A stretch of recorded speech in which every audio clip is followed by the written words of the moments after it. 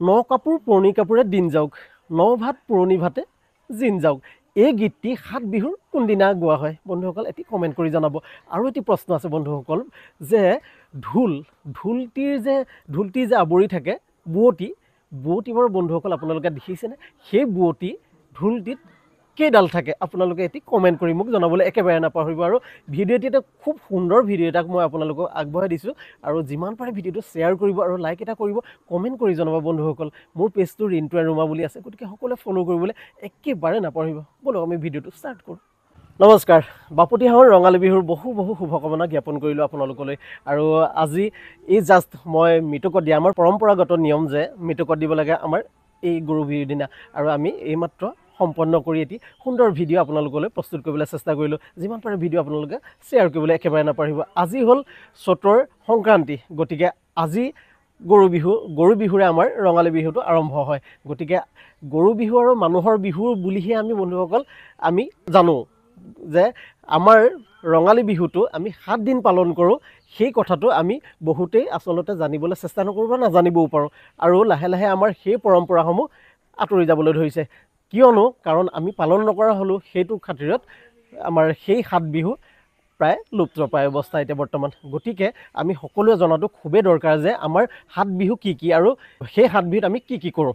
বন্ধুসকল, আমাৰ 7 বিহুটো হ'ল আমাৰ প্ৰথম দিনা গৰু বিহুৰে আমাৰ আৰম্ভ হয়, আৰু দ্বিতীয় দিনা হ'ল মানুহ বিহু, আৰু তৃতীয় দিনা গোসাই বিহু, আৰু চতুৰ্থ দিনা হ'ল তাঁতশালৰ বিহু, আৰু পঞ্চম দিনা হ'ল বন্ধুসকল নাঙলৰ বিহু, আৰু ষষ্ঠ দিনা জীয়ৰী বা চেনেহী বিহু, আৰু সপ্তম দিনা হ'ল বন্ধুসকল চেৰা বিহু। এই 7 বিহু আমি পালন কৰোঁ ৰঙালী বিহুত। আমাৰ বিহু তিনিটা, কিন্তু তিনিটা বিহুৰ আমি ৰঙালী বিহুটোক আমি 7 বিহু হিচাপে পালন কৰোঁ, আৰু এই কথাটো আমি জনাটো অত্যন্ত দৰকাৰ। কাৰণ এতিয়া বিশেষকৈ আমি সেই 7 বিহুৰ সম্পূৰ্ণকৈ আমি পালনেই নকৰোঁ।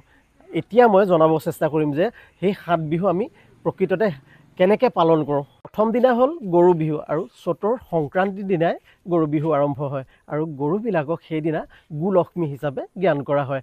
আৰু ৰাতিপুৱাই মাহ হালধিৰে নোৱাই ধুৱাই কাষৰ নৈ, বিল, খাল বা পুখুৰীত গৈ গা ধুওৱা হয়, আৰু পিছত গৰুবিলাকক লাও, বেঙেনা, থেকেৰা দি গাত মাৰি এটি পৰম্পৰাগত গীত গোৱা হয় যে লাও খা বেঙেনা খা বছৰে বছৰে বাঢ়ি যা, আৰু মাৰে সৰু বাপেৰে সৰু তই হবি বৰ বৰ গৰু।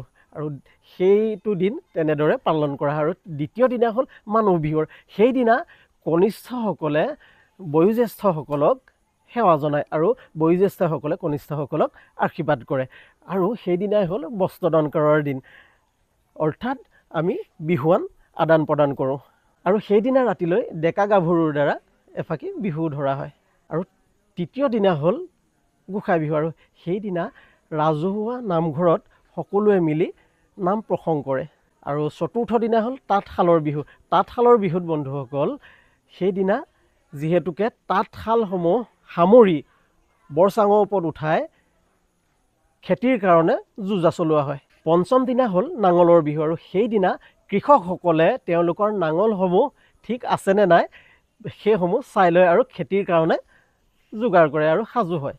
আৰু ষষ্ঠ দিনা হ'ল জীয়ৰী নহ'লে চেনেহী বিহু, আৰু সেইদিনা জীয়ৰীসকল মাকৰ ঘৰলৈ আহে, আৰু সেইটো এটা পৰম্পৰাগত নিয়ম, আৰু তেওঁলোকে আহি সুন্দৰকৈ এসাঁজ খাইহি মাকৰ ঘৰত। শেষৰ দিনা হ'ল চেৰা বিহু, অৰ্থাৎ ইয়াক এৰা বিহু বুলিও কোৱা হয়। আৰু সেইদিনা দৈ আৰু পঁইতা ভাত খোৱা হয়। এটা পৰম্পৰাগত নিয়ম যে দৈ আৰু পঁইতা ভাত খোৱা হয়, আৰু বিচনীৰে বীজ লোৱা হয়। সেইদিনা প্ৰথম বিচনীৰে বীজ লোৱা হয়, আৰু এটি সুন্দৰকৈ গীত গোৱা হয় যে ন কাপোৰ পুৰণি কাপোৰে দিন যাওক, আৰু ন ভাত পুৰণি ভাতে জিন যাওক, এই বুলি নিজৰ গাটো শীতল পৰিবৰ কাৰণে এটি গীত গাই গাই বিচনী মৰা এটা পৰম্পৰাগত নিয়ম আছে। গতিকে এইকেইটাই হ'ল 7 বিহু।